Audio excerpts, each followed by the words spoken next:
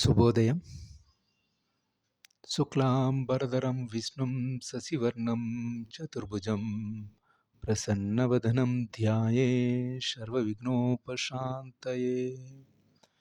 గణనాథ నమస్సుమాంజలి.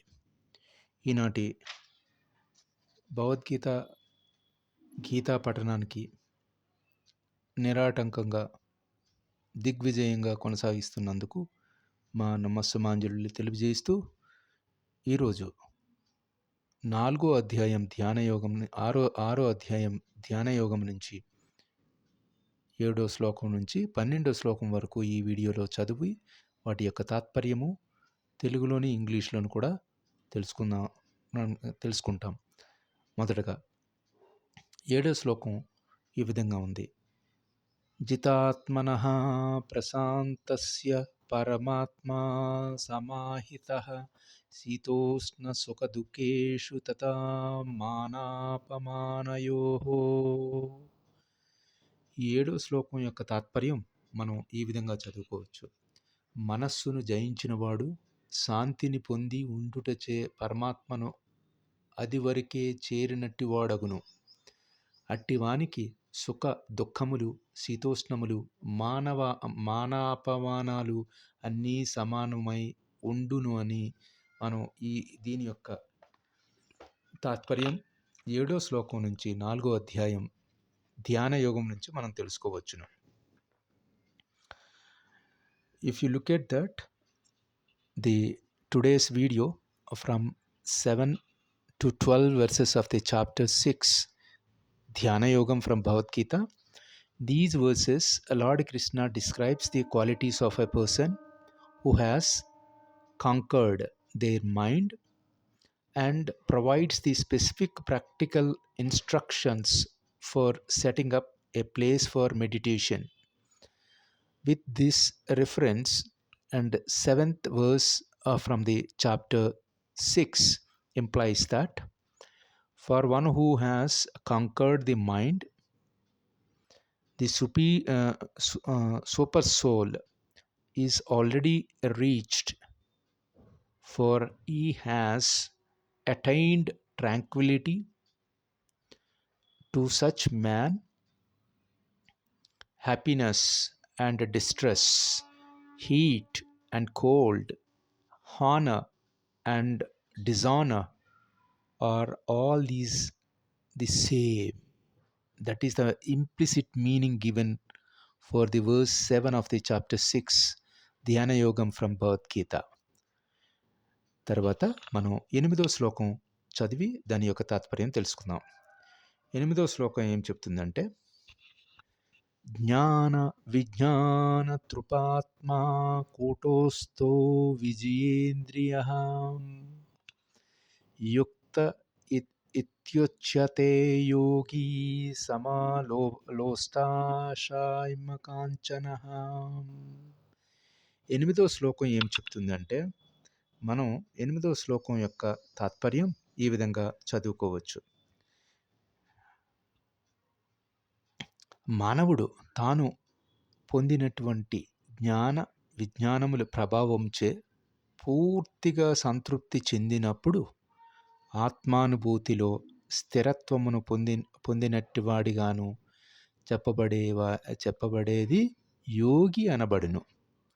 అట్టి వ్యక్తి ఆధ్యాత్మిక స్థితిలో నెలకొనిన ఆత్మ విగ్రహంతో ఉండునని, అతడు గులకరాళ్లను రాళ్లను లేదా బంగారము అన్నిటినీ సమానముగా దర్శించునని ఈ యొక్క శ్లోకం తాత్పర్యం తెలుసుకుంటూ, మరొక ఉదాహరణగా పరతత్వపు అనుభూతి లేనట్టి పుస్తక పాండిత్యము నిష్ప్రయోజనము అని ఈ శ్లోకంలో మనం తెలుసుకోవచ్చు. అతః శ్రీకృష్ణామాది న భవేత్ గ్రహ్యాదిమింద్రియైః సేవోన్ముఖి హి జిహ్వాదౌ స్వయమేవ స్ఫురద్యతః. భౌతికముగా కలుషితమైన ఇంద్రియముల ద్వారా ఎవరును శ్రీకృష్ణ నామమును, రూపమును, గుణమును, లీల దివ్య స్వభావమును ఎరుగలేరు. కేవలం దివ్యమైన భక్తియుక్త సేవ ద్వారా ఆధ్యాత్మికంగా పరిపూర్ణమైనప్పుడు మానవునకు ఆ భగవానుని దివ్యనామ రూప లీలలు అవగలవని భక్తి రసామృత సింధువని 234లో పేర్కొనబడింది. Verse 8 implies that a person is said to be established in self-realization and is called a yogi, when he is fully satisfied by virtue of acquired knowledge and realization. Such person is situated in transcendence and self-controlled. He sees everything, whether it be pebbles, stones, or gold, as the same. This is about the verse 8. ఎనిమిదో శ్లోకం యొక్క తాత్పర్యం ఏ విధంగా మనం చదువుకోవచ్చు. 9వ శ్లోకం 6వ అధ్యాయం ధ్యాన యోగం నుంచి భగవద్గీతలోని ఈ 9వ శ్లోకం యొక్క తాత్పర్యం. శ్లోకం 2 చదువుకుందాం. స్పృహాన్నిర్మితారుద్యాసీన మధ్యస్థద్వేష్యంబు బంధుషు సాధుష్వీచాపాపేషు సమబుద్ధిర్విశిష్యతే. ఈ 9వ శ్లోకం యొక్క తాత్పర్యం ఏం చెప్తుందంటే, రుజుపరులైన శ్రేయోభిలాషులకు, ప్రియమైన మిత్రులను, తటస్థులను, మధ్యవర్తులను, ఈర్ష్యాలులను, శత్రుమిత్రులను, పాపపుణ్యములను సమబుద్ధితో చూచు వ్యక్తి మరింతగా పురోగమించుటకు పరిగణించబడును అని మనం ఈ శ్లోకం ద్వారా తెలుసుకోవచ్చును. 9th verse of this chapter 6 Dhyana Yogam implies that a person is considered still further advanced when he regards honest, well wishes, affectionate friends, enemies, neutral mediators, the envious friends and relatives, the pious and sinners, all with an equal mind. This is about the 9th verse of the chapter 6, what it implies. ఇప్పుడు 10వ శ్లోకం వాటి యొక్క తాత్పర్యం కూడా తెలుసుకుందాం. 10వ శ్లోకం ఏమిటంటే, యోగీ యుంజీత సతతమాత్మానం రహిసి స్థితః ఏకాకి యతచిత్తాత్మా నిరీసర పరిగ్రహ. ఈ 10వ శ్లోకం తాత్పర్యం మనం ఈ విధంగా చదువుకోవడానికి ప్రయత్నిద్దాం. యోగి ఎల్లప్పుడూ తన దేహమును, మనస్సును, ఆత్మను పరితత్వంతో సంధానపరచుటలోను వినియోగించవలను. అతడు ఏకాంత ప్రదేశమును ఒంటరిగా నివసించుచు మనస్సును ఎల్లప్పుడూ సావధానముగా నియంత్రించవలనని, అతడు కోరికల నుండి మరియు సర్వము స్వాధీనమును ఉంచుకోవలనని భావన నుండి విడివడలని మనం ఈ శ్లోకం యొక్క ముఖ్య ఉద్దేశాన్ని ఈ విధంగా చదువుకోవచ్చు. దానికి అదనంగా భౌతిక భావమునకు ఏమాత్రం అవకాశం ఉండకుండా శ్రీల రూపా గోస్వామి కృష్ణ చైతన్యం లక్షణములను భక్తి రసామృత సింధు అని 255-256లో ఏం వివరిస్తున్నారో ఈ పద్యం ద్వారా తెలుసుకుందాం. అనాసక్తస్య విషయాన్ యథార్హముపయుజంత నిర్బంధః కృష్ణా సంబంధే యుక్తం వైరాగ్యముచ్యతే. ప్రాపంచికతయో బుద్ధ్యా హరిసంబంధిత వస్తునః ముముక్షిభిః పరిత్యాగి వైరాగ్యం ఫల్గు కథయే. భౌతిక విషయంలో అనాసక్తి, అదే సమయంలో అన్నింటినీ కృష్ణుని కొరకు అంగీకరించినచో, కృష్ణుని యొక్క అంగీకరించడం మానవుడు సర్వమును తానే కలిగి ఉండునని భావనకు స్వామిత్యకును అతీతుడు అగునునని.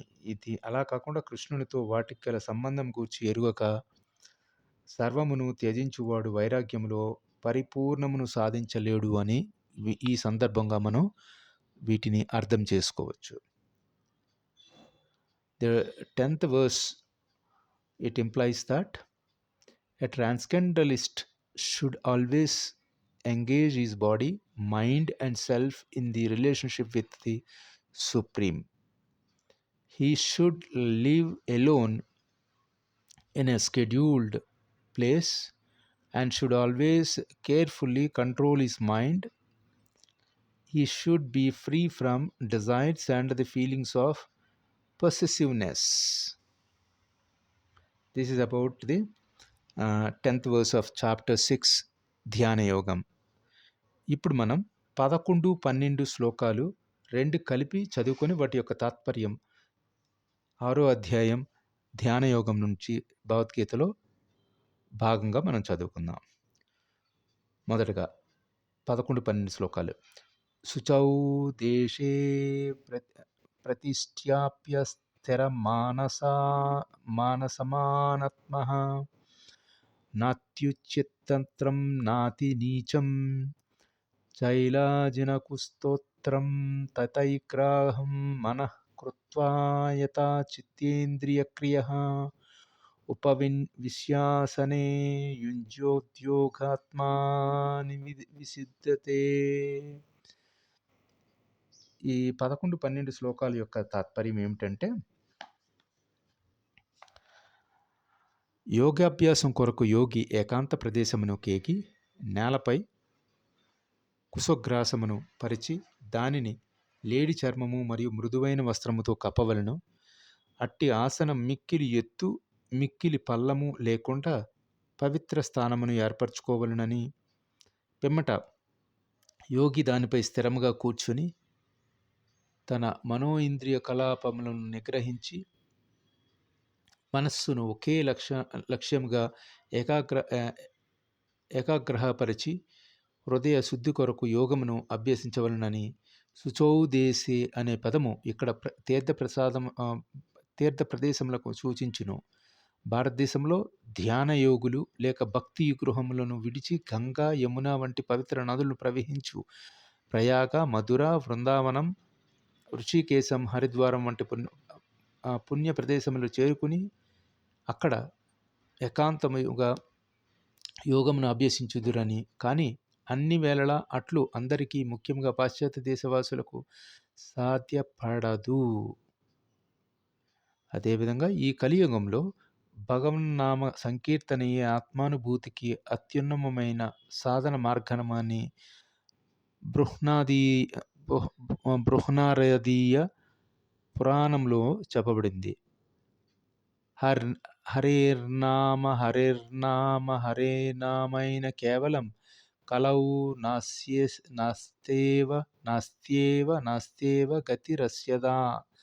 కపటము మరియు కలహములతో కూడిన ఈ యుగంలో పవిత్ర భగవాను సంకీర్తనయే ముక్తికి ఏదైనా ఏకైక సాధనం. మరొక మార్గం లేదు అని మనం వీటి ద్వారా 11, 12 శ్లోకాల యొక్క తాత్పర్యం వీటి ద్వారా మనం అర్థం చేసుకోవచ్చు. Now let us read and understand the synopsis of the verse 11 and 12 of the chapter 6 Dhyana Yogam of the Bhagavad Gita. To practice yoga, one should go to a scheduled place and should lay kushagras on the ground and cover with a deer skin and a soft cloth. The seat should be neither too high nor too low and should be situated in a sacred place.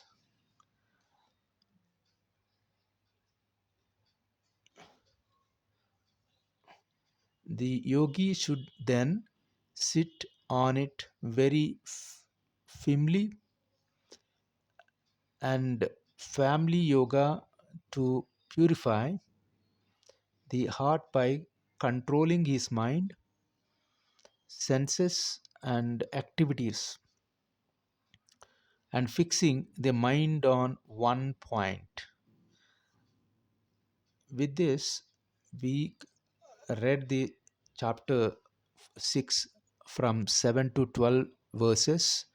Main spiritual insights we can take it from these 6 verses: test of equanimity and seculsion, rahasi, the 3-layer seat like kusha, deer skin, and cloth, purpose of yoga.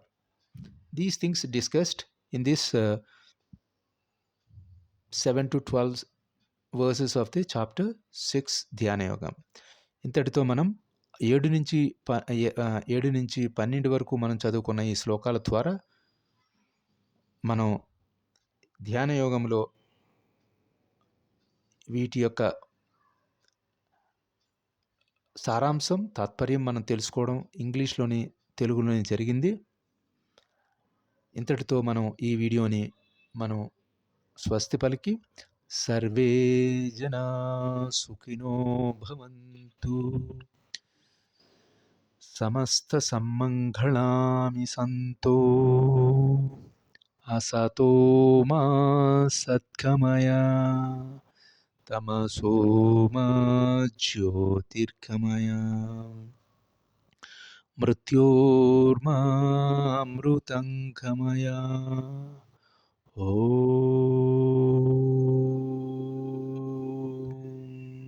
శాంతి శాంతి శాంతి. స్వస్తి.